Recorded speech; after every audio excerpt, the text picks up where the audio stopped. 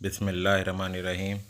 हज़रत अबू बकर सिद्दीक़ रज़ी अल्लाह तआला अन्हु और हज़रत फ़ातिमा रज़ी अल्लाह तआला अन्हा की बाहिमी रंजीदगी। किताब रसाइल व मसाइल, मुसन्निफ़ मौलाना सैयद अबुल आला मौदूदी।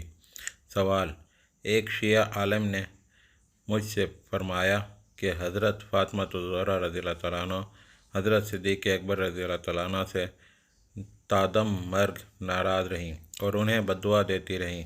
उन्होंने इस अमर के सबूत में अल-इमामतु वल सियासा के हवाले दिए हैं, जो इब्न कतीबा की तसनीफ़ है। उन्होंने ये भी बयान किया कि इब्न कतीबा को सुन्नी उलमा मुस्तनद मानते हैं।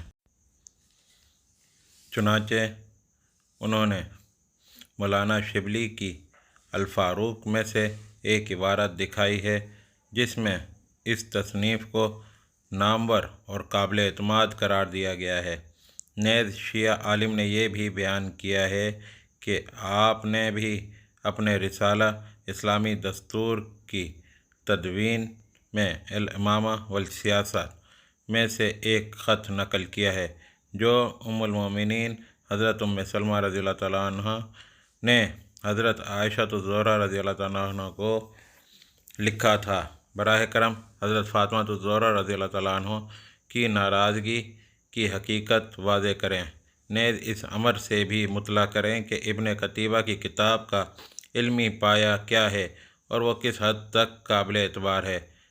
जवाब: इब्न कतीबा तो बिलाशुबा एक मुहक्किक शख्स थे, लेकिन उनकी जिस तसनीफ़ का हवाला शिया आलिम ने दिया है, इसमें बाज़ चीज़ें ऐसी मौजूद हैं जो अक़लन काबिल कबूल नहीं हैं।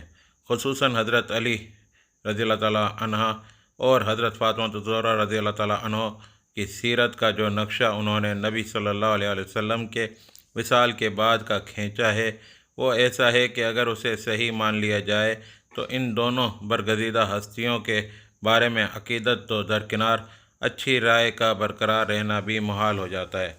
इस किताब के सफ़ा नंबर 12 का मज़मून आप ख़ुद मुलाहिज़ा फरमा लीजिए और ख़ुद ही राय कायम कीजिए कि आया ऐसी रिवायात काबिल कबूल हो सकती हैं। कबूल करना तो एक तरफ, मैं तो इसे इस काबिल भी नहीं समझ सकता कि उसे नकल करके आपके सामने पेश करूं।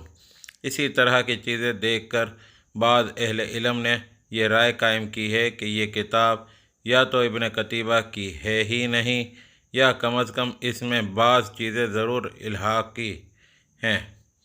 मैंने जिस ख़त का हवाला दिया है वह इब्न अब्दुर्रिबा ने अक़दुल फ़रीद में भी नकल किया है, इसलिए मेरा इन्हिसार सिर्फ़ अल-इमामा वल सियासा पर नहीं है। मसला खिलाफत से क़तअ नज़र जहाँ तक हज़रत फ़ातिमा रज़ी अल्लाह तआला अन्हा के दावाए मीरास का ताल्लुक़ है, इसके लिए इब्न कतीबा की अल-इमामा की तरफ रुजू करने की क्या ज़रूरत है। इसकी तफ़सीलात तो सही बुखारी और दूसरी कुतुब हदीस में मौजूद हैं।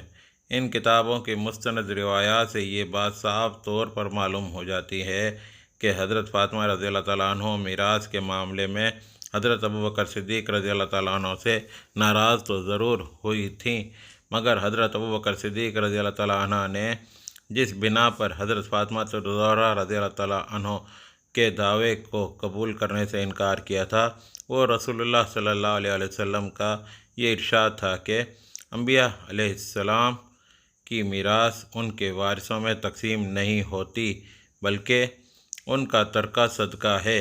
ये बात इब्न कतीबा के यहाँ भी मज़कूर है और किसी जगह भी ये मज़कूर नहीं है कि हज़रत अबू बकर सिद्दीक़ रज़ी अल्लाह तआला अन्हा का नकल करदा फरमान नबी सल्लल्लाहु अलैहि वसल्लम सही न था, या हज़रत फ़ातिमा रज़ी अल्लाह तआला अन्हा को इसकी सेहत से इनकार था।